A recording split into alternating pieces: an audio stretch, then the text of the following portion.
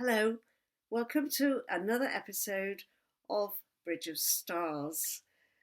And I've been sending out these Bridge of Stars videos for quite a few days now. I think we must be well into the 20s. So when I introduce the characters from the angel script, we may find ourselves repeating the characters. But today's character, I don't think we have seen before. So what have we got here? We've got Mem, which is called Perfection. Let me get the book. Now, this is intriguing in some ways because the actual channeled message says that perfection is beauty in motion, and this is very still. We have two lines of light with the orbs and a line across. So it's very stable. It's like the letter H in our ordinary alphabet.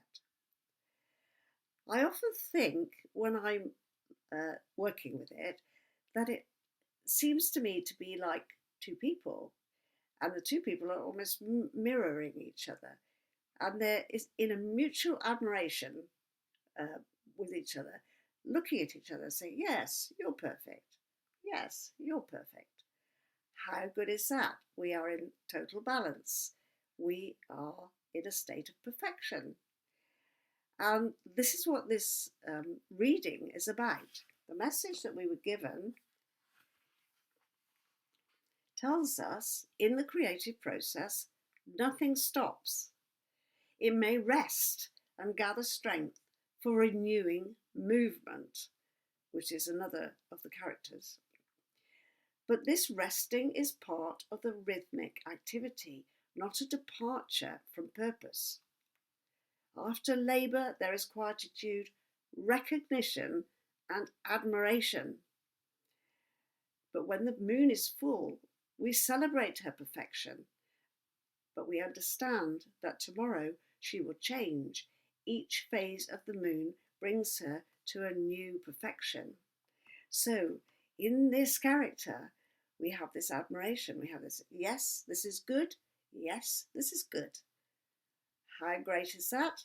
We've arrived at a point which we accept and recognize that we've achieved, but the reading is telling us that it can't just stay like that. Right? One perfection is no greater than another. Often we feel that a process has reached a peak of perfection, a crowning glory.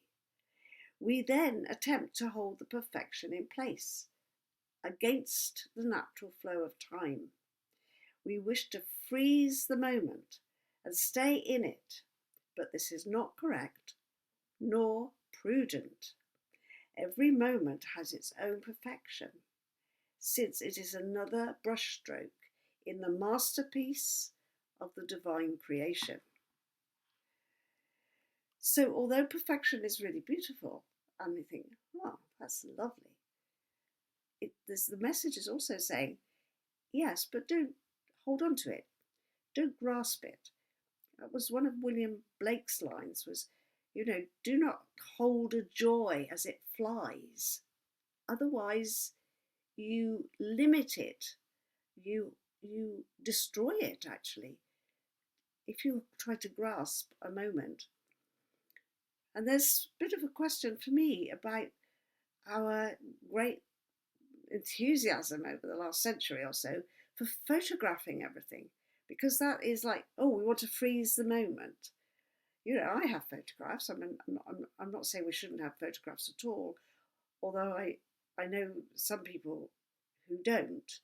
But there is an issue there. It's just like the liveliness of it. I did know somebody who had lost a son he was in his late 20s, and he died, only child of this lady. And I once said to her, you don't have a photograph of him in your house? And she said, I don't want a photograph.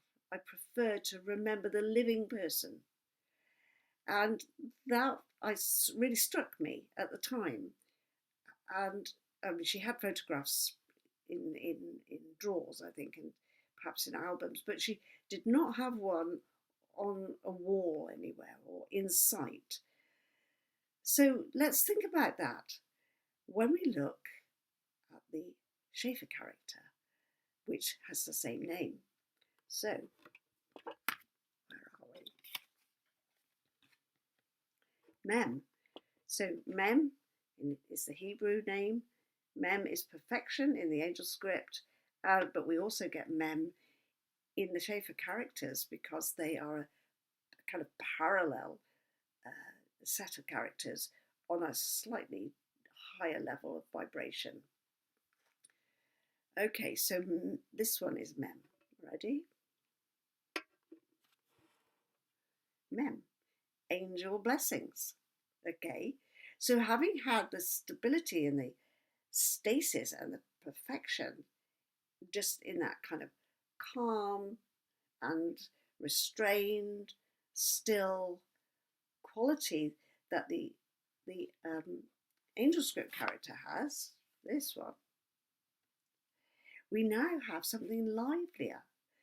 We have Mem like an angel's wing saying, okay, you've exhibited your photographs in the art gallery, or you've made the best dress you could make for the wedding event and you've worn it. That's me talking as a dressmaker. Now, what next? Leave it behind. That was great. Move on. So there's this liveliness in the creative process which refuses to stay still. The flow of energy is constant. It's moving, it's moving, it's moving. We don't want it to freeze. We want to flow with it. Occasionally, we want to stop and recoup and say, okay, now what next? But we don't want to sit too long in that kind of admiration of ourselves that, oh, we've done this, because that will limit and inhibit moving forward, being more creative. And the angel blessings that we definitely need while we're crossing the bridge are telling us, yes, let's move towards something which has got, an improved quality of some kind when we move out of our lockdown. And we were locked in to something we were trying to create. And in some cases, people may have thought their lives were pretty perfect. A lot of people didn't. And it wasn't a great state for the human race as a whole. We weren't in the Garden of Eden again by any means. In fact, we were destroying our own environment. And if some people want us to go back to that, I think they're going to be sorely challenged.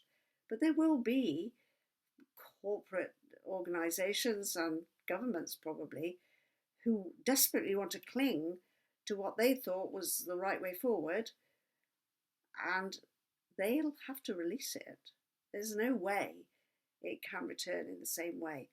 And interestingly, although it's governments who've stepped in and have told people, you've got to do it like this, you've got to do it like that, in the quiet spaces that we as citizens have been gifted, we can start to unpick, yes, well, how do we want to do it when we come out of these lockdowns and we start to mix back in the world?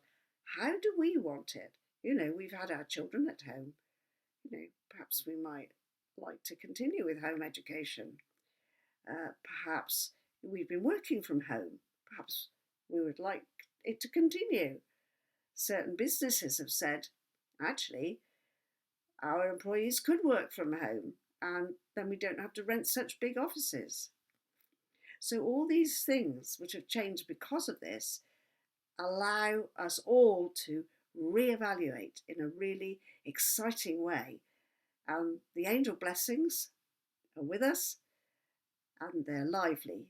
And if we trust in that the inspiration will come from those angelic vibrations, then I think we can take confidence, take a kind of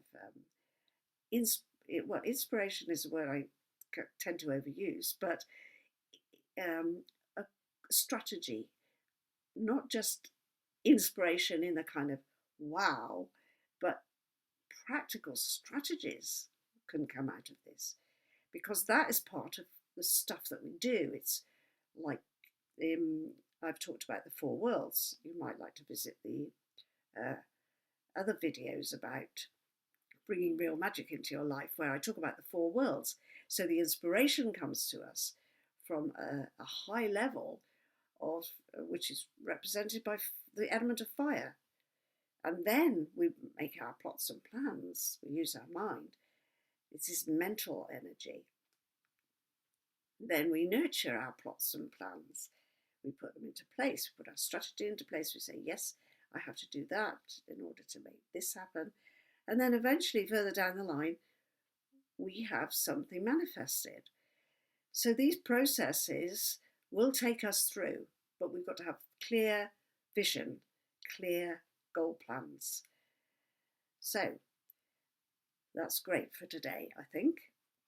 If you want to work with the angel script, by the way, you can get a copy and I'll send it post free to wherever you are. So do let me know. You can just go into the shop.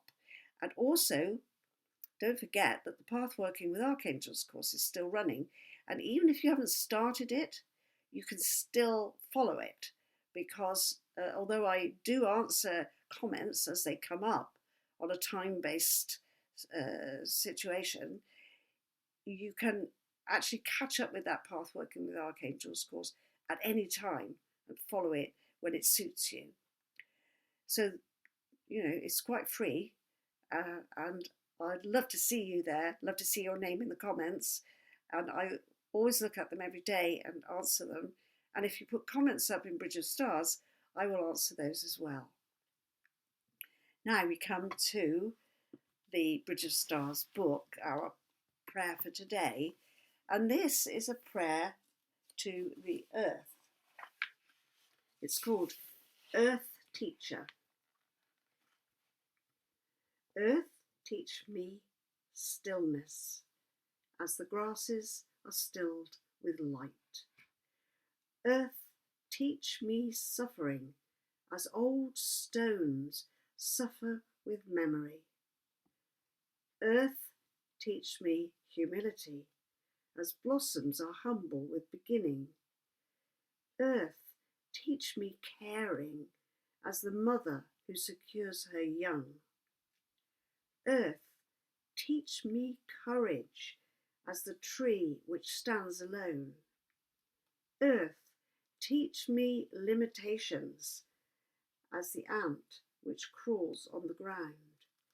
Earth, teach me freedom, as the eagle which soars to the sky. Earth, teach me resignation, as the leaves which die in the autumn. Earth, teach me regeneration, as the seed which rises in the spring. Earth, teach me to forget myself, as the snow melts and forgets its life. Earth, teach me to remember kindness, as dry fields weep in the fields. This is a prayer from the United States. It doesn't have a date on it. I think that's very beautiful. It's asking to be taught by the earth, by living on the earth plane. This is where Sandalphon is. We want the inspiration from the angels, but we want to tread the earth and make it beautiful. And I think that that's a really important concept, spiritual, religious, philosophical concept, that this place is beautiful and we should honour its beauty, flow with its beauty, and never ever abuse it or deny this beauty, because so many religious practices, especially fundamentalist practices, actually deny that the earth is a place of beauty and it's deserving of honour and worship. So thank you for being with me, and I will be back again before long. Stay joyful.